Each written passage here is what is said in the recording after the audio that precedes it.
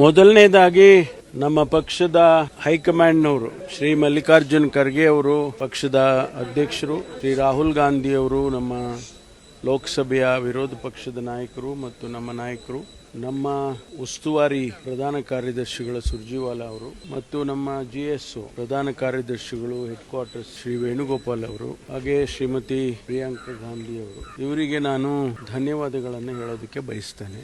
ಯಾಕೆಂದ್ರೆ ಇವತ್ತು ಈ ಒಂದು ಪರಿಸ್ಥಿತಿಯಲ್ಲಿ ನನ್ನನ್ನು ಉಪಮುಖ್ಯಮಂತ್ರಿಯಾಗಿ ಆಯ್ಕೆ ಮಾಡಿದ್ದಾರೆ. ನನ್ನ ಮೇಲಿಟ್ಟಿರ್ತಕ್ಕಂಥ ವಿಶ್ವಾಸ, ನಂಬಿಕೆ, ಅದಕ್ಕಾಗಿ ನನಗೆ ಭಾರಿಯಾಗಿದ್ದೇನೆ ಅಂತ ಹೇಳೋದಕ್ಕೆ ಬಯಸ್ತೀನಿ. ಇದು ಮತ್ತೊಂದು ಅವಕಾಶ ರಾಜ್ಯದ ಜನತೆಗೆ ಕೆಲಸ ಮಾಡೋದಕ್ಕೆ, ನಮ್ಮ ಪಕ್ಷದ ಸಿದ್ಧಾಂತಗಳ ಹಿನ್ನೆಲೆಯಲ್ಲಿ, ನಮ್ಮ ಪ್ರಣಾಳಿಕೆಯ ಹಿನ್ನೆಲೆಯಲ್ಲಿ ಕೆಲಸ ಮಾಡೋದಕ್ಕೆ ಮತ್ತೊಂದು ಅವಕಾಶ ಅಂತೇಳಿ ನಾನು ಭಾವಿಸ್ತೇನೆ. ಹಾಗಾಗಿ ಏನು ಮುಖ್ಯಮಂತ್ರಿಗಳು ಆಗೋದಕ್ಕೆ ತೀರ್ಮಾನ ಆಗಿದೆ DK ಶಿವಕುಮಾರ್ ಅವರು ಮತ್ತು ನಮ್ಮ ಹಿಂದಿನ ಮುಖ್ಯಮಂತ್ರಿಗಳು ಸಿದ್ದರಾಮಯ್ಯನವರು, ಅವರಿಬ್ಬರಿಗೂ ಕೂಡ ನಾನು ಅಭಿನಂದನೆಯನ್ನು ಸಲ್ಲಿಸ್ತೇನೆ. ಈ ಒಂದು ತೀರ್ಮಾನದಲ್ಲಿ ಅವರು ಕೂಡ ಭಾಗಿಯಾಗಿದ್ದರು. ಹಾಗಾಗಿ ಅವರಿಗೂ ಕೂಡ ನಾನು ಧನ್ಯವಾದಗಳನ್ನು ಈ ಸಂದರ್ಭದಲ್ಲಿ ಸಲ್ಲಿಸೋದಕ್ಕೆ ಬಯಸ್ತೇನೆ. ಇಲ್ಲ, ಇದೆಲ್ಲ ಪಕ್ಷದ ತೀರ್ಮಾನ. ನಾನು ಶುರುವಿನಿಂದನೂ ಹೇಳ್ಕೊಂಡೇ ಬರ್ತಾ ಇದ್ದೆ, ನಮ್ಮ ಹೈಕಮಾಂಡ್ನವ್ರು ಏನು ತೀರ್ಮಾನ ಮಾಡ್ತಾರೆ ಅದಕ್ಕೆ ನಾವೆಲ್ಲ ಬದ್ಧವಾಗಿರ್ತೀವಿ. ಹೈಕಮಾಂಡ್ನವ್ರ ತೀರ್ಮಾನ ಅಂತಲೇ ಹೇಳ್ಕೊಂಡು ಬಂದಿದ್ದೆ.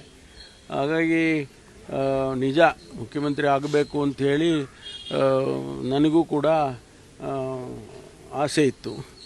ಆದರೆ ಹೈಕಮಾಂಡ್ನವರು ಏನು ತೀರ್ಮಾನ ಮಾಡ್ತಾರೆ ಅದನ್ನು ನಾವು ಪಕ್ಷದ ಶಿಸ್ತಿನ ಸಿಪಾಯಿಗಳಾಗಿ ಒಪ್ಕೋಬೇಕಾಗ್ತದೆ. ಆ ರೀತಿ ಅವರು ಇವತ್ತು ನನಗೆ ಉಪಮುಖ್ಯಮಂತ್ರಿ ಮಾಡಿದ್ದಾರೆ ಅಂತ ಹೇಳಿದರೆ ನಾನು ಅದನ್ನು ಒಪ್ಪಿದ್ದೇನೆ. ಜನಗಳಿಗೆ ಕೆಲಸ ಮಾಡೋದಕ್ಕೆ, ರಾಜ್ಯದ ಕೆಲಸ ಮಾಡೋದಕ್ಕೆ ಅವಕಾಶ ಅಂತೇಳಿ ನೋಡಿ. ಜನಗಳ ಸೇವೆ, ರಾಜ್ಯದ ಸೇವೆಯನ್ನು ಮಾಡೋದಕ್ಕೆ ಯಾವ ಸ್ಥಾನ ಆದರೂ ಒಳ್ಳೆಯದಲ್ವಾ, ಅದೊಂದು ಅವಕಾಶ. ಹಾಗಾಗಿ ಉಪಮುಖ್ಯಮಂತ್ರಿ ಸ್ಥಾನದಲ್ಲಿ ಇದ್ಕೊಂಡು ಕೆಲಸ ಮಾಡ್ಬೋದಲ್ಲ, ಆ ರೀತಿ ಯಾವುದಿಲ್ಲ. ಕಡೆಗಣಿಸುವಂತ ಪ್ರಶ್ನೆನೇ ಇಲ್ಲ. ಹೈಕಮಾಂಡ್ನವರು ಒಬ್ಬೊಬ್ಬರಿಗೂ ಒಂದೊಂದು ಅವಕಾಶವನ್ನು ಕೊಟ್ಟು ಪಕ್ಷವನ್ನು ಮುಂದಕ್ಕೆ ತಗೊಂಡು ಹೋಗೋದಕ್ಕೆ ಮಾಡ್ತಾರೆ. ಆ ರೀತಿ ಇವತ್ತು ನನಗೆ ಅವಕಾಶ ಕೊಟ್ಟಿದ್ದಾರೆ. ಅದರಿಂದ ಅವರಿಗೆ ಮತ್ತೆ ಧನ್ಯವಾದಗಳನ್ನು ಹೇಳ್ತೇನೆ. ಸದ್ಯದ ಪರಿಸ್ಥಿತಿಯಲ್ಲಿ ಯಾವುದೂ ಆ ರೀತಿ ಇರೋದಿಲ್ಲ. ಅವರಿಗೂ ಅಭಿನಂದನೆ ಸಲ್ಲಿಸ್ತೇನೆ. ನಮ್ಮ ಹಿರಿಯರೆಲ್ಲ ಸೇರಿ ಅವರಿಗೆ ಒಂದು ಹೈಕಮಾಂಡ್ನವರು ಅವರಿಗೆ CWC ಸದಸ್ಯರನ್ನು ಮಾಡಿದ್ದಾರೆ. ಅದಕ್ಕೂ ಕೂಡ ನಾನು ಧನ್ಯವಾದಗಳನ್ನು ಹೇಳ್ತೇನೆ. ಅಲ್ಲ, ಅದನ್ನು ಅವರಿಗೆ ಕೇಳಬೇಕು. ಯಾವ ಖಾತೆ ಕೊಡ್ತಾರೆ ಅಂತ ನನಗೆ ಇನ್ನೂ ಗೊತ್ತಿಲ್ಲ. ಯಾವ ಖಾತೆ ಕೊಟ್ಟರು ಮುಂದುವರೆದ್ರೆ ಅದರಲ್ಲೇ ಕೆಲಸ ಮಾಡ್ತೀನಿ. ಇಲ್ಲ ಅಂದರೆ ಬೇರೆ ಖಾತೆ ಕೊಟ್ಟರೆ ಆ ಖಾತೆಯಲ್ಲಿ ಕೆಲಸ ಮಾಡ್ತೀನಿ. Thank you. ಗ್ರಾಮೀಣ ಭಾಗದಲ್ಲಿ ಅತ್ಯುತ್ತಮ ಶಿಕ್ಷಣ ನೀಡುತ್ತಿದೆ ಸಾಯಿ ಚೇತನ ಶಾಲೆ ಕಸಬಾ ಜಂಬಗಿ.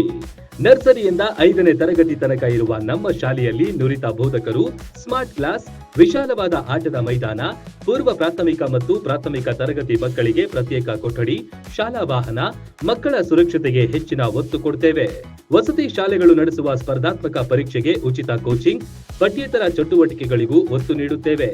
ವಾರದಲ್ಲಿ 3 ದಿನ ಆಸಕ್ತ ಮಕ್ಕಳಿಗೆ ಡ್ಯಾನ್ಸ್ ಕ್ಲಾಸ್ ನಡೆಸಲಾಗುತ್ತೆ. ಕೈಗೆಟುಕುವ ದರದಲ್ಲಿ ಗುಣಮಟ್ಟದ ಶಿಕ್ಷಣಕ್ಕಾಗಿ ನಿಮ್ಮ ಆಯ್ಕೆಯಾಗಿರಲಿ ಸಾಯಿ ಚೇತನ ಶಾಲೆ. ಈಗಾಗಲೇ ದಾಖಲಾತಿಗಳು ಆರಂಭವಾಗಿವೆ. ಶೀಘ್ರವೇ ಭೇಟಿ ನೀಡಿ. ರನ್ ಟಿವಿ ನ್ಯೂಸ್ ವಿಡಿಯೋಸ್ ನೋಡಲು ಸಬ್ಸ್ಕ್ರೈಬ್ ಮಾಡಿ, ಬೆಲ್ ಐಕಾನ್ ಪ್ರೆಸ್ ಮಾಡಿ.